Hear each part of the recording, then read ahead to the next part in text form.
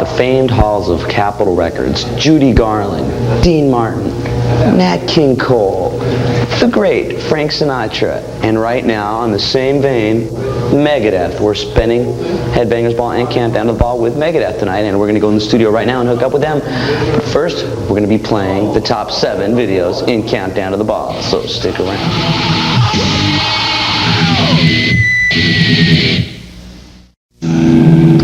Countdown to the Ball continues. We're about to play the number 7 video, but right now we're here with Junior and Marty from Megadeth, and we're in the studio, and this isn't quite the studio you guys... Not our studio, but a studio. Yeah, we record here. That's to be on the record.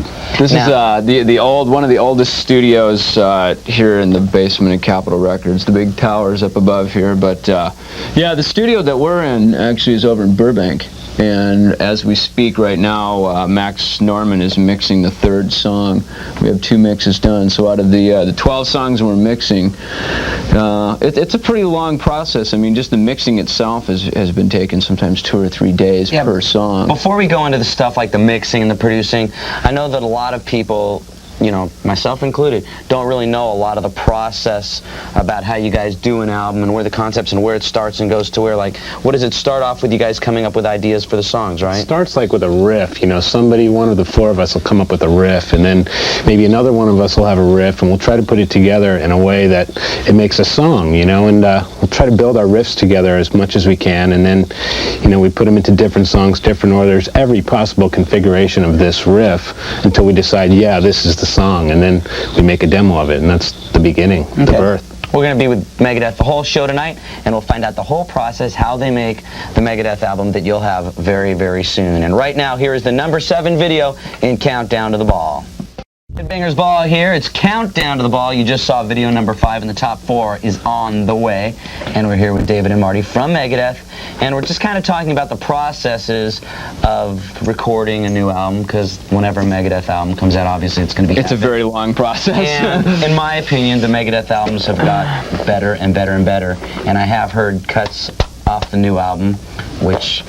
These are long time ago on the show, by the way. I said a long time ago on Headbangers Ball that the stuff I heard was the best Megadeth I've ever heard. Cool. And do you have any ideas on titles yet? The title of the record will be called Countdown to Extinction. There's going to be, as of right now, there's going to be 11 tunes on the record. We have another song. We actually put down 13 songs. We finished 12, and we decided to put 11 on the record, and then there's one that we're going to use for a B-side of the first single. So when you buy the CD or the cassette tape as a single, there'll be another song on there that won't be on the record, and the only way you'll be able to get that is if you buy the first single. You're going to make them buy more things. Yeah. Well, it's not really so much buying more things. It's kind of, I mean, with our, you know, the people that like our music, I think that they like to get their hands on the special music that nobody else can get, you know. So. And we'll be back talking to the guys in Megadeth and the countdown. We got 4 left in Countdown to the Ball, so stay tuned. Coming up later on in the Headbangers Ball, we've got videos from Guns N' Roses, Ozzy, and of course Megadeth, and I'm here right now with Dave and Marty from Megadeth, and we're talking about the processes of recording a new album. And you said that it starts off with some riffs, you know, like you guys come up with like guitar parts first. The writing, Dave will come up with something. Yeah, I mean it's like a project, and it's definitely a long process. I mean, as Marty was saying, you know, just the writing alone. I mean, we started writing this while we were still out on the road on Clash of the Titans. We started writing, and when we came home, rather than just like sitting around and like being bored and, you know, scratching our heads and picking our noses, wondering what we're gonna do, we went right in the studio and started making demos, which is kind of like our way to put our music down on tape, listen back to it, and then we know like what parts we should chop up and make edits and that's all done before we even go in the studio to actually record the real record, and that kind of just gives us an idea of what we're up against, you know. And then once we record, it's a matter of putting the drums down, recording the bass, recording guitars, then solos, then vocals, then background vocals, and then some effects. It's, you know, so it's everything is recorded one instrument at a time, though, you know. So it's not like you'd think, and then hopefully it's going to come out sounding like a full band and not like it was recorded one instrument at a time. But that's just how we can be really meticulous and make sure that every single note is perfectly nailed and perfectly in tune, and just makes for a good sounding record. Great. We'll be back talking to guys in Megadeth throughout the entire show, and may even get to preview a little bit of stuff on that you probably want so bad. Right now, here's number 4 on Countdown to the Ball. Let's do this. That was number 2 on Countdown to the Ball, and the number 1 video on Countdown to the Ball is coming up, and we're talking to the guys in Megadeth, Dave and Marty here, and we've got the tape right here. Take a listen. Anyways, yeah, you're making copies when you go home. He'll be like, right now, they don't realize that this case is empty right now, and I'm making copies, and I'll be sending them to each and every one of you, trying to build up the fan base. Anyways, are there certain songs that each of you contributed more to? I mean, is it definitely a band collaboration? Yeah, I mean... Or do you ever say, you know, let's not let Nick do anything, just let him play the drums? We say that all the time, but that's why I use Nick as an example. He corners Dave and goes, dude, come on, let me write some stuff, come on. No, this was definitely a lot more of a group collaboration. I mean, in the past, you know, Dave has written most of the material, I've written stuff, and Dave and I have written things together, and nobody else has really contributed anything, you know, with the music, and Nick and Marty made a sizable contribution to the whole thing. And this time, it's the same lineup as the last lineup. Can you believe it? Surprise, surprise, so you guys still the You kept the same Megadeth lineup, something you're probably quite glad about. Yeah, right. And does it feel like the band is tighter than the prior album? The only time we've played together on another album. The first 2 records we used the same lineup, even though it kind of disintegrated and got back together again to make the second record. And you know, this is the lineup. You know, I don't know where the hell these guys were when we like formed the band in the first place. Because I've seen the band with different lineups, and this is the tightest lineup. I mean, I've said that on tons of shows. Yeah. We'll be back talking to these guys as the Headbangers Ball is hanging out with Megadeth in the studio and beyond. The number 1 video on Countdown to the Ball is next. Stay here. We're about to play the number 1 video on Countdown to the Ball, and we're in the studio at Capitol Records with that video? Megadeth. Well, we're about to see it in a little bit. You don't know? But it'd be a nice idea just to talk to you. Just because we haven't. Yeah. Just because David, there's a question that I could go right over there. Give to you. Did it feel a little bit different now that you recorded the second album with Megadeth? Because, you know, before you were like, did you feel like nervous, like you really had to show how good a musician you were? Because you know that Megadeth has sort of a history of changing members. Well, I think I subconsciously always do that, as probably every guitarist probably always tries to show how good they are all the time. But the first record for me with Rust in Peace, I only had like a month to learn all the material, write all my guitar solos, and learn the entire back catalog in like a month, and then go into the studio and record it. So that was just completely hellish, for lack of a better word.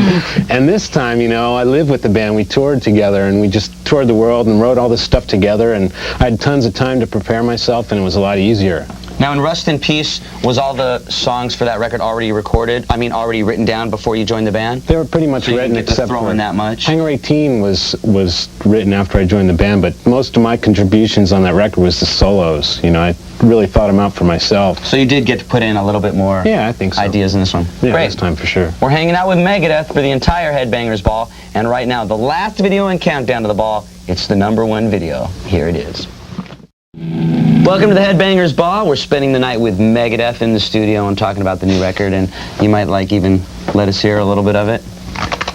You heard some of it. That was it. We've got the Triple Thrash Shred on the way, and included is Prong, who have a new record coming out soon with remixes of some of their greatest hits. And of course, we're going to be playing some videos from Megadeth, including Peace Cells. But right now, I'm talking to Dave and Nick, and we're talking about the new album, which will be out sometime in July. July 6th, tentatively. And when we were talking to the other guys, we were talking about sort of the process of recording a record, because a lot of people hear the record and they hear bands talking about getting producers and stuff like that, but aren't sure exactly what a producer's job is.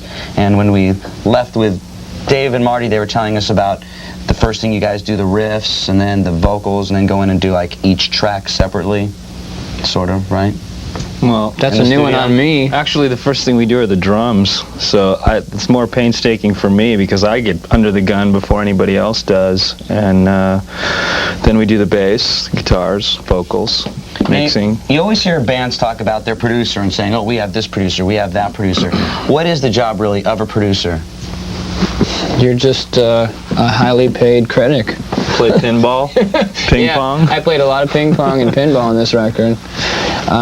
Max's job, on the other hand, you know, he came in and he pretty much became part of the band. What was that? And he just, you know, we kind of worked with stuff. You know, a lot of times producers will come in and they'll think all of a sudden, cool, now I get a jacket and I'm going to be able to bone some of your babes, you know, and the next thing you know, the guy's fired. I mean, how many records have we started with a different producer than the one we end with? This one, unless Max has an aneurysm, he's going to be completing the record probably the end of the month.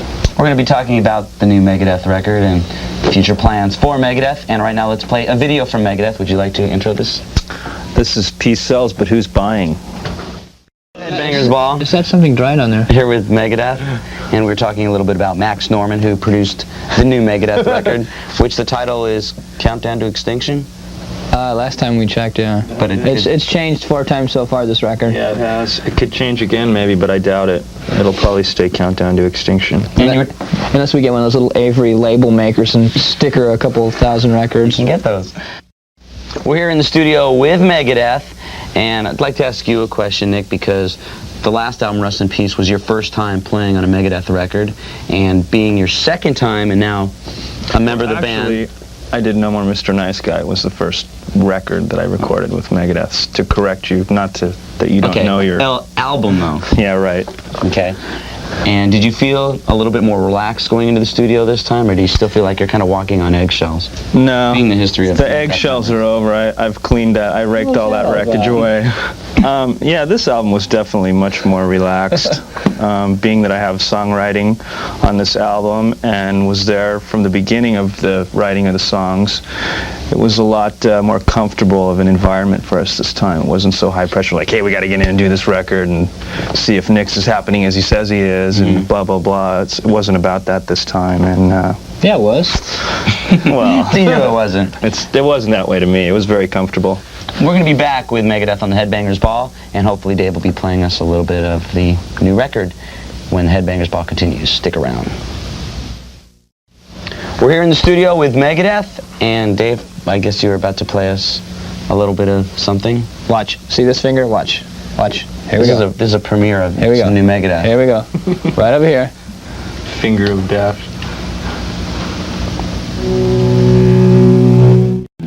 It's the Headbangers Ball, and we're here hanging out in the studio with Megadeth, and we're talking about the new record, which you didn't really play any of it yet.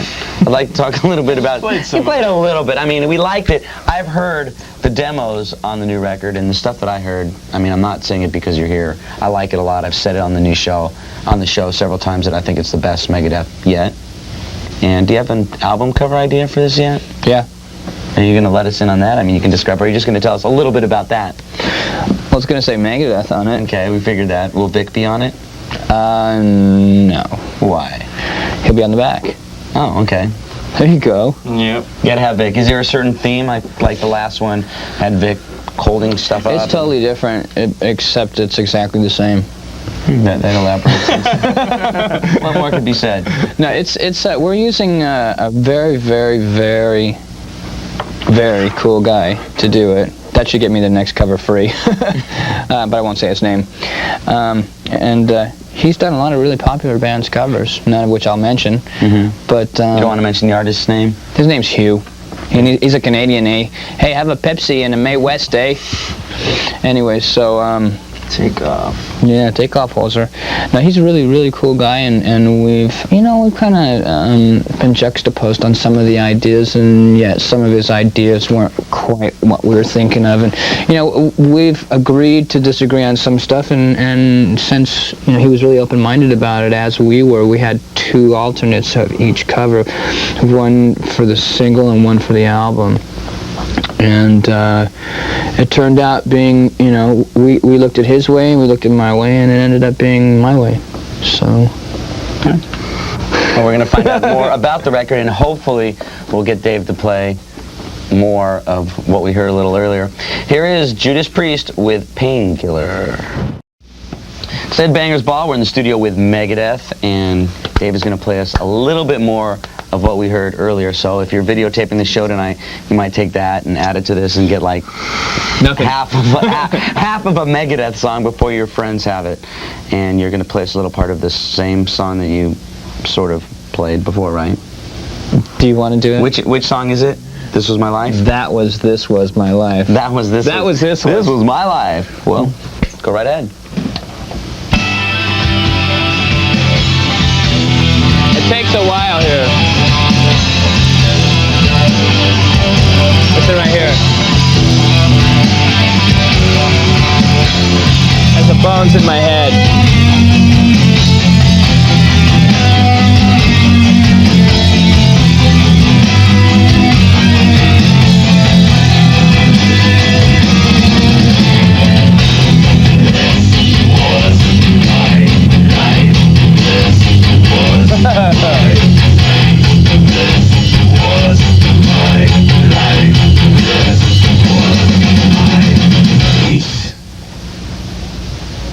So what you played before was at the very beginning, and this was towards the very ending. Which so far, I've heard the whole song. I think that is real cool.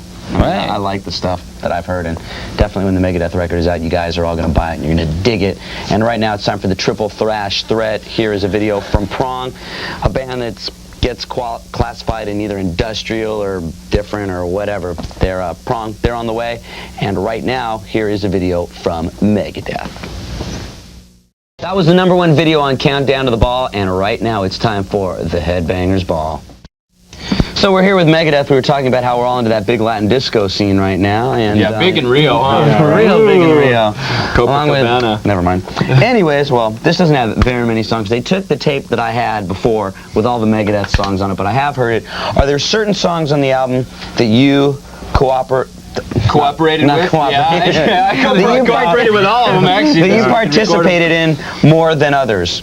Like, is there one song that you kind of say, hey, this is my song? Well, the one song, actually the one you'd relate to is High Speed Dirt. It's about the skydiving song, Blue Sky, Black Death, be a dirt torpedo. Kind of like some of the catchphrases from Paris Valley, our little skydiving center down there, you know. That was one, actually, the last time we jumped, when Marty and I went down there together. He was driving on the way back. I was sitting there with a pencil and like writing down all these lyrics, you know, and because it was just like, it was like the total adrenaline rush, you know. It's like you get so amped before you jump, and once you jump, you're just like totally wiped out. So I was just sitting there writing down these lyrics, and I showed him to Dave, and he threw in you know, a couple little twists on it as well, so he could sing it, you know, fit it in with the music, and I dig that song a lot. So do I. Yeah. The song High Speed Dirt then is a song about skydiving. Were there any songs that you Yeah, I worked on participated in more than others. I participated on the whole thing quite a bit. On Captive Honor, I wrote the guitar part for the chorus, and David and I worked out the intro. I mean, he wrote the intro, and then we kind of co-wrote it together, the clean intro part, for those of you who are going to have the record soon. And then we just kind of built the song around our parts. David's in here right now? Let's see, break it out. David's in here. Maybe he'll play some. Maybe piss him right I know. off. Maybe we'll play commercials and we'll listen to all of it, and then That's what we'll do. I'll sing it for you in another show. Yeah, Marty and I did a lot of that, actually. Happen. To just get together and like start, you know, throwing some stuff back and forth. I mean, that was a cool one for us because it wasn't like a full distorted guitar part. It was like clean tone. We were like, hey, check out this clean tone. We'd turn on some like we play like disgustingly that. clean guitar tone. Exactly. We were fighting for that one for a while. We're like, man, we got to put this on the record, you know. But it's cool because it's something really different, you know. But then the song totally breaks into The very heavy, Megadeth. yeah, Very exactly. institutional We're going to song. find out more about the new album, as well as other things in the lives of Megadeth, as the Headbangers Ball continues. So don't go anywhere, okay? It's the Headbangers Ball, and we're here with Dave and Marty from the band Megadeth, and I know you guys have got other things to do, so real quick, I'd like to ask you, what do you feel are the future plans for Megadeth now that the new record will be out, and I predict it's going to be the biggest selling Megadeth record yet? I don't know, maybe we'll pull a Steely down and just stay home. Not tour at all. Or just get in your bed for like 3 years. Just lay around for a while, being totally spent after being in the studio. But you're getting ready to get back out on the road? Unleash and do gigs, definitely. Because Megadeth is definitely a live band. Definitely, man. It's been, last time we played was when we played the thing for Cat you House at the party, Anniversary. yeah, and that was 8 months ago, Yeah. something like that. That was a long time ago. So I'm still recuperating from that show. We had a hopefully this blast. time it won't be like Alpine Valley where everybody threw sod at the stage, you know. It's like we ended up playing this gig and they put That on means this they new- like you. Yeah, Sod I know. means they like in Europe you. they throw beer bottles, and at Alpine Valley they throw sod. Sod. You guys remember, those of you who live in Wisconsin, Yeah. use sod. Still have the sod under your fingernails. And we'd like you to say one word to describe what you feel the new Megadeth album, and don't use the word heavy. Just one word. One word. Just one word. Yeah. All right, I think heavy has nothing really to do with it. It's unbelievably, unforsakably, hellishly heavy enough to rock you into a violent coma. It almost sounded There's that one word again. It sounded like 14, but he just spells it. It's a one very long word. Thanks for hanging out. Right Good luck with the new record and the tour, and you know that we'll be probably out on the road with them, hanging with you, driving you crazy. Once again, in the meantime, here is a video from Queensryche. Headbangers Ball here, back with, what's that? Those are my rap signals. Okay. Here with Dave and Nick from Megadeth. What a geek. And we were talking about the, he said it to you this time.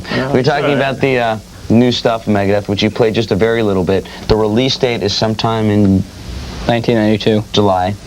And you're going to play us a little bit of another song, which will be Cyclotron. What, Coltron? Cyclotron. No, You see an L in there? Psycho. Yes, I L do. for later, dude. Doesn't that look like an No, L? that's an H, as in ha! Does it look like an L to you? Psychotron. Okay, Psychotron. I read him as I see him, ladies and gentlemen. But you'll play us a little bit of it? Not after that. Okay, so it goes something like this.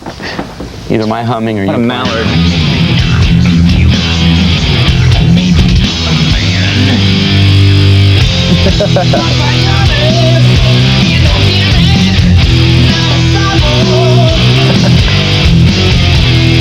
I'm used to it. Pretty soon it doesn't even faze me. I had to come up with something new. Mallard? Mallard. That's a good one. Really bad. Oh, I know that. Like really mad at you. I know that's not very cool.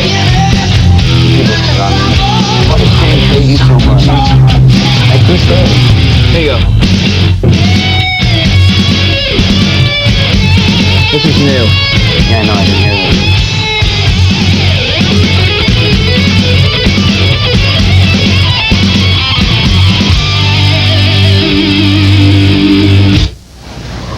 There you go. At least we got to hear a little bit more of that, and I like it, and I want to talk to you about that song, as well as others, and we will, but right now let's take a look at a video from Megadeth. You can intro this one. Enter. And intro. Oh, Tell us the video we're going to play. Hangar 18. Very good.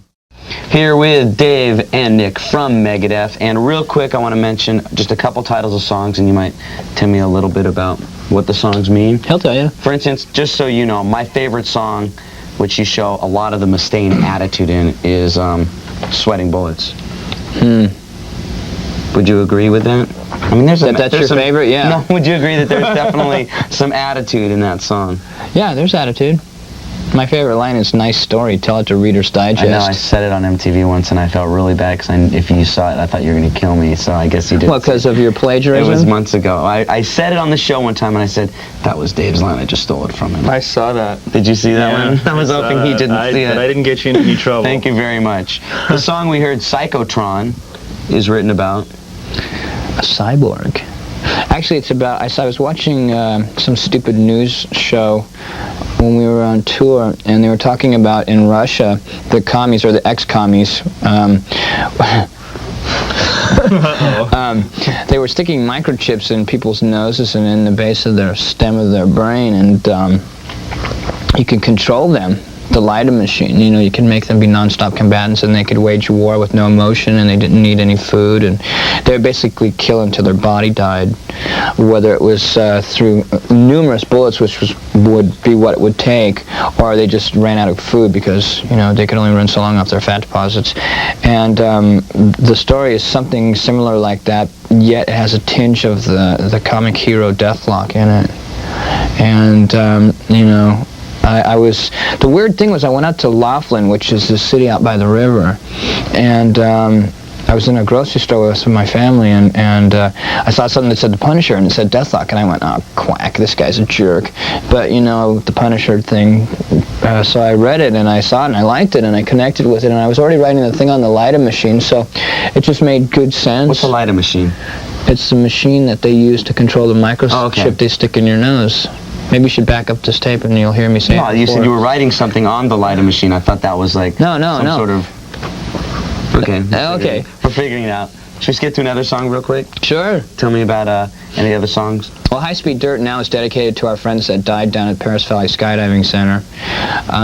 There's a line in there that was told to me actually I experienced this line one time. I was coming in for a landing and I was crosswind, and I got dragged across the grass really hard. I became a turf torpedo. I changed that to dirt torpedo, and I'm sure there's a couple people with some sexual fetishes that will think that that's a connotation towards being a bike rack or something. But what are you smiling for? I just think that's a funny way to put it. Dirt torpedo? Sure. We're going to talk about some other stuff, and I even actually want to ask some personal stuff, so I know you're going to want to stick around as the Headbangers Ball continues. It's a Headbangers Ball, and we're here with Dave and Nick from Megadeth. How come you never said Nick and Dave? Nick and Dave from the band Megadeth. Thank you. And I'd like to ask you a couple questions a little bit different from the record. Congratulations, you have a son now. Yeah, and thanks. that's changed your life quite a bit, hasn't it? Yeah, kinda. I mean, in what way? Would you say that you're more mature? Have you do you look things in a different way? Well, I mean, I talked to you when you just became a father and you were really excited. Yeah, well, that was before I had to deal with some young male sucking on my wife's bosom every day. Kind of makes me jealous. But yeah, it's cool. I wouldn't recommend having a baby to anybody that didn't have the patience or the fortitude or the finances to do it. You know, because it's pretty overwhelming. Believe me, now I know why so many people are such lousy parents, because it takes a lot to really to be there patiently and care, and a lot of people will give up, and it's just all in your brain. I feel I finally identify with why this generation of all of us and the kids are a little bit younger than us and stuff like that, why we got so over by our parents, because they just gave up on us, and I'm going to make sure that I make amends to myself by being a good father for what happened to me. It's really weird, because you get to look at being a parent and you see a lot of the things that how it can in retrospect develop into being a dysfunctional relationship. It's tough being a parent, and I'm only 10 weeks into it. Right. The best thing about it is the little geezer hasn't whizzed on me yet. He's nailed everybody else in the family, man. You take off the diaper, I put one over there and I hide. Now changing the subject back onto this Megadeth. You plan on touring pretty soon, as soon as this record is out there? Yeah, we got some stuff in the works right now. We'll probably look for a late July, early August to kick off our big tour. We'll probably do some scattered gigs, before then.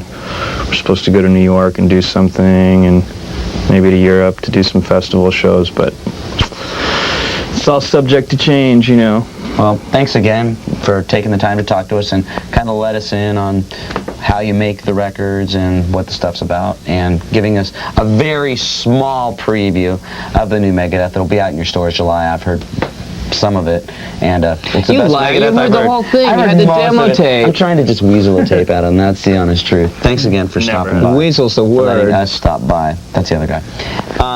We'll be back, and thanks again with Megadeth. What other guy?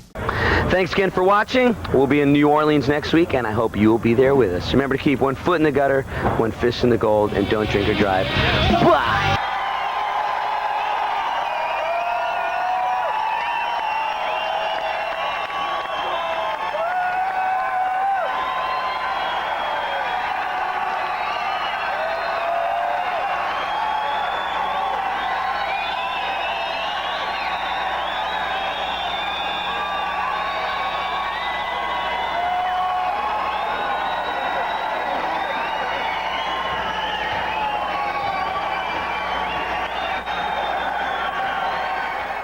You've been great. We've been Megadeth. Good night.